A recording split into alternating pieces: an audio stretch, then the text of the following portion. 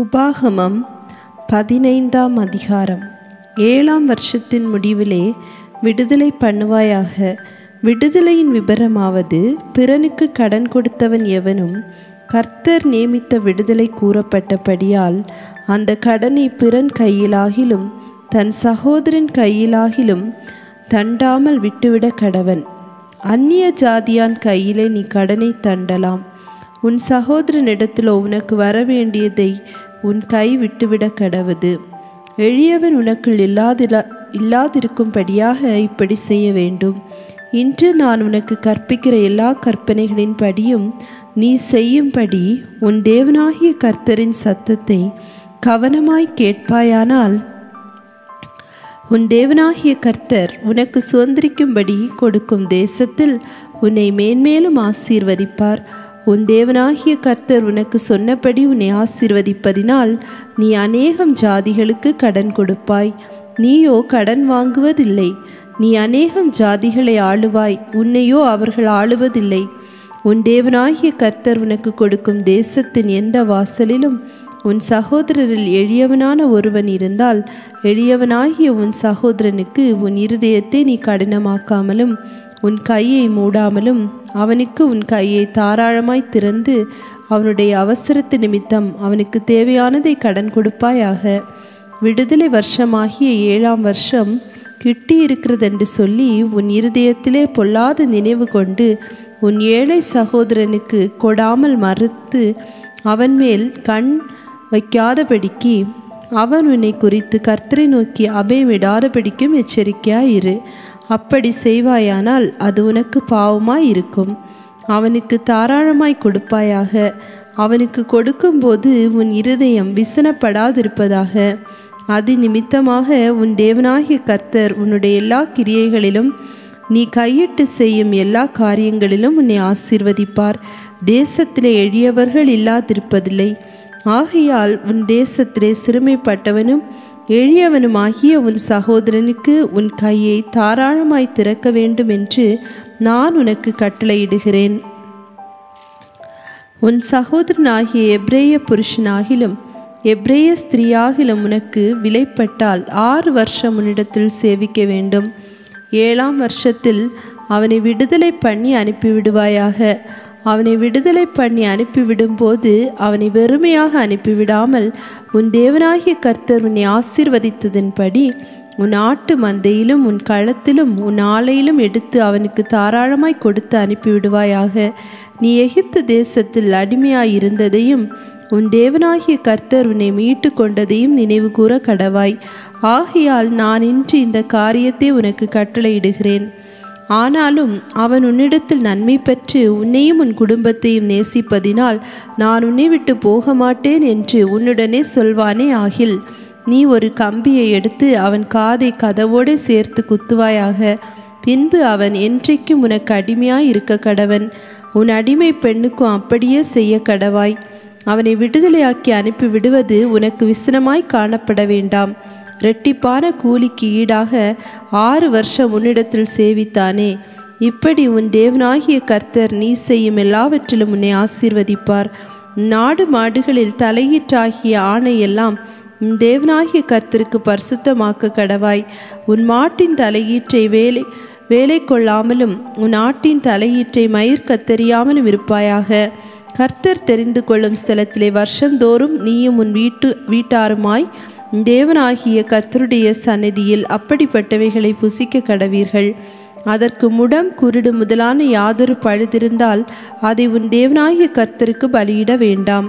அப்படிப்பட்டதை நீ உன் வாசல்களிலே கலைமானையும் வெளிமானையும் புசிப்பது போல புசிக்கலாம். தீட்டுப்பட்டவனும் தீட்டுப்படாதவனும் அதை புசிக்கலாம். அதன் இரத்தத்தை மாத்திரம் சாப்பிடாமல் அதை தண்ணீரைப் போல தரையிலே ஊற்றிவிட கடவாய். உபாகமம் 16ஆம் அதிகாரம். ஆபிப் மாதத்தை கவனித்திருந்து அதில் உன் தேவனாகிய கர்த்தருக்கு பஸ்காவை ஆசரிக்க கடவாய். ஆபிப் மாதத்திலே ராக்காலத்தில் உன் தேவனாகிய கர்த்தர் உன்னை எகிப்திலிருந்து புறப்பட பண்ணினாரே. கர்த்தர் தமது நாமம் விளங்கும்படி தெரிந்து கொள்ளும் ஸ்தானத்தில் தேவனாகிய கர்த்தருக்கு பஸ்காவின் பலியாகிய ஆடு மாடுகளை பலியிடுவாயாக. நீ எகிப்து தேசத்திலிருந்து புறப்பட்ட நாளை நீ உயிரோடிருக்கும் நாளெல்லாம் நினைக்கும்படி பஸ்கா பலியுடனே புளிப்புள்ள அப்பம் புசியாமல் சிறுமையின் அப்பமாகிய புளிப்பில்லாத அப்பங்களை 7 நாள் வரைக்கும் புசிக்க கடவாய். நீ தீவிரமாய் எகிப்து தேசத்திலிருந்து புறப்பட்டபடியினால் இப்படி செய்ய வேண்டும்.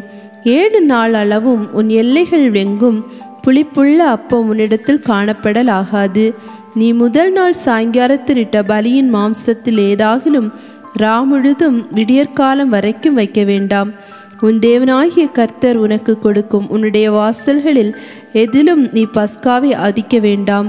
உன் தேவனாகிய கர்த்தர் தமது நாமம் விளங்கும்படி தெரிந்து கொள்ளும் ஸ்தானத்திலே நீ எகிப்திலிருந்து புறப்பட்ட நேரமாகிய சாயங்காலத்திலே சூரியன் அஸ்தமிக்கிற போது பஸ்காவை அடித்து உன் தேவனாகிய கர்த்தர் தெரிந்து கொண்ட ஸ்தானத்திலே அதை பொறித்து புசித்து விடியற்காலத்திலே உன் கூடாரங்களுக்கு திரும்பி போவாயாக. நீ 6 நாளும் புளிப்பில்லாத அப்பம் புசிக்க வேண்டும். 7ஆம் நாள் உன் தேவனாகிய கர்த்தருக்கு ஆசரிக்கப்படும் நாளாயிருக்கும். அதிலே யாதொரு வேலையும் செய்ய வேண்டாம். 7 வாரங்களை எண்ணுவாயாக. அறுப்பு அறுக்க தொடங்கும் காலம் முதல் நீ அந்த 7 வாரங்களையும் எண்ண வேண்டும்.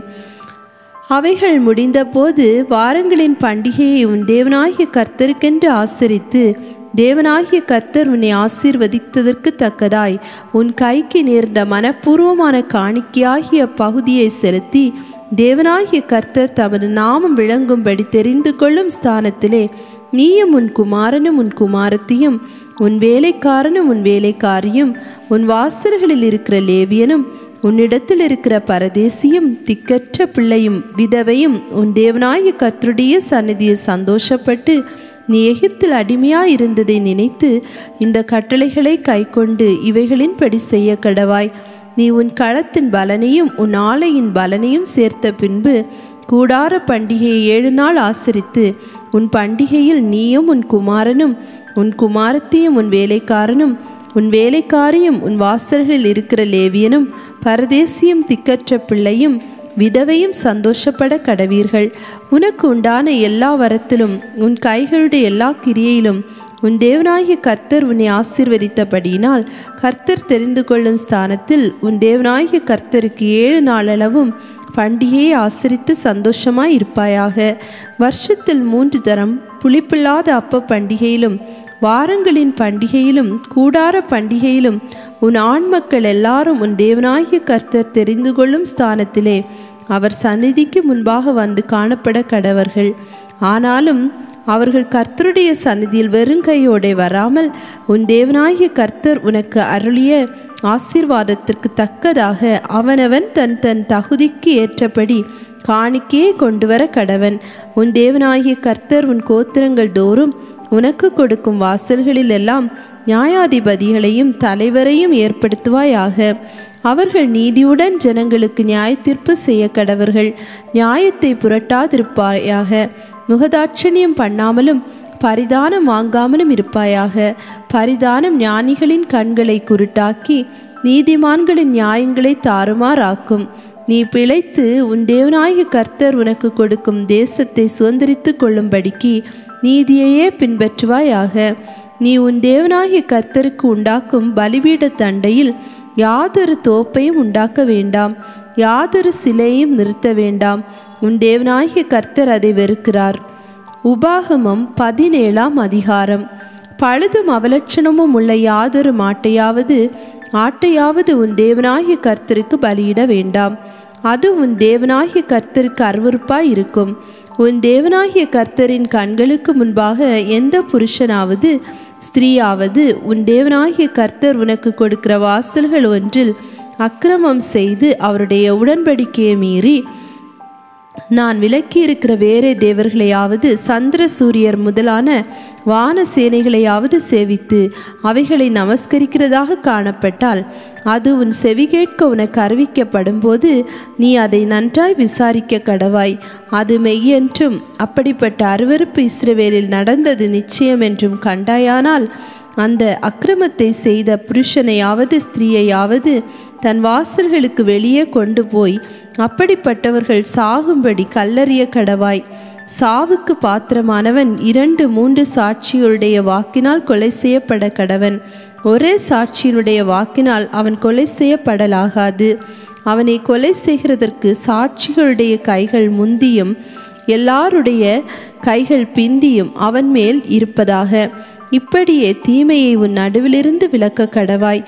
உன் வாசல்களில் இரத்த பழிகளை குறித்தும் வியாச்சியங்களை குறித்தும் காயம்பட்ட சேதங்களை குறித்தும் வழக்கு நேரிட்டு நியாயம் தீர்ப்பது உனக்கு அரிதாயிருந்தால் நீ எழுந்து உன் தேவனாகிய கர்த்தர் தெரிந்து ஏற்படுத்தின ஸ்தானத்திற்கு போய் லேவியரான ஆசாரியரிடத்திலும் அந்நாட்களில் இருக்கிற நியாயாதிபதியினிடத்திலும் விசாரிக்க வேண்டும். நியாயம் இன்னதென்று அவர்கள் உனக்கு அறிவிப்பார்கள்.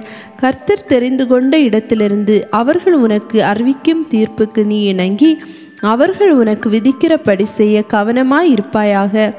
அவர்கள் உனக்கு அறிவிக்கும் தீர்ப்பை விட்டு வலதுபுறம் இடதுபுறம் சாயாமல் அவர்கள் உனக்கு உணர்த்தும் பிரமாணத்தின்படியும் உனக்கு சொல்லும் நியாய தீர்ப்பின்படியும் செய்ய கடவாய். அங்கே உன் தேவனாகிய கர்த்தருக்கு ஆராதனை செய்யும்படி நிற்கிற ஆசாரியனுடைய சொல்லையாகிலும் நியாயாதிபதியினுடைய சொல்லையாகிலும் கேளாமல் ஒருவன் இடும்பு செய்தால் அவன் சாக கடவன். இப்படியே தீமையை இஸ்ரவேலிலிருந்து விலக்க கடவாய். அப்பொழுது ஜனங்கள் எல்லாரும் அதை கேட்டு பயந்து இனி இடும்பு செய்யாதிருப்பார்கள். உன் தேவனாகிய கர்த்தர் உனக்கு கொடுக்கும் தேசத்தில் நீ போய் சேர்ந்து அதை சுதந்திரித்து கொண்டு அதில் குடியேறின பின் நீர் என்னை சுற்றிலும் இருக்கிற சகல ஜாதிகளையும் போல நானும் எனக்கு ஒரு ராஜாவை ஏற்படுத்த வேண்டும் என்பாயானால் உன் தேவனாகிய கர்த்தர் தெரிந்து கொள்பவனையே உனக்கு ராஜாவாக வைக்க கடவாய். உன் சகோதரருக்குள் இருக்கிற ஒருவனையே உன்மேல் ராஜாவாக ஏற்படுத்த கடவாய். உன் சகோதரன் அல்லாத அந்நியனை ராஜாவாக ஏற்படுத்த கூடாது. அவன் அநேக குதிரைகளை சம்பாதியாமலும் அநேக குதிரைகளை தனக்கு சம்பாதிக்கும்படிக்கு ஜனங்களை திரும்ப எகிப்திற்கு போக பண்ணாமலும் இருக்க கடவன். இனி அந்த வழியாய் நீங்கள் திரும்பி போக வேண்டாம் என்று கர்த்தர் உங்களுக்கு சொல்லியிருக்கிறாரே. அவன் இருதயம் பின்வாங்கி போகாதபடி அவன் அநேக ஸ்திரீகளை படைக்க வேண்டாம். வெள்ளியும் பொன்னும் தனக்கு மிகுதியாய் பெருக பண்ணவும் வேண்டாம்.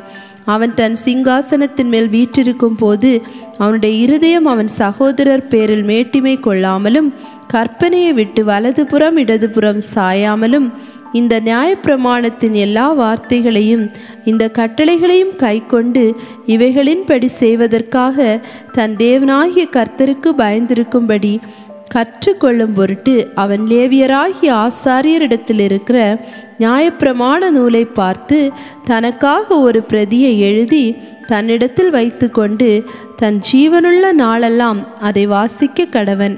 இப்படி செய்வதினால் தானும் தன் குமாரரும் இஸ்ரவேலின் நடுவே தங்கள் ராஜ்யத்திலே நீடித்து வாழ்வார்கள்.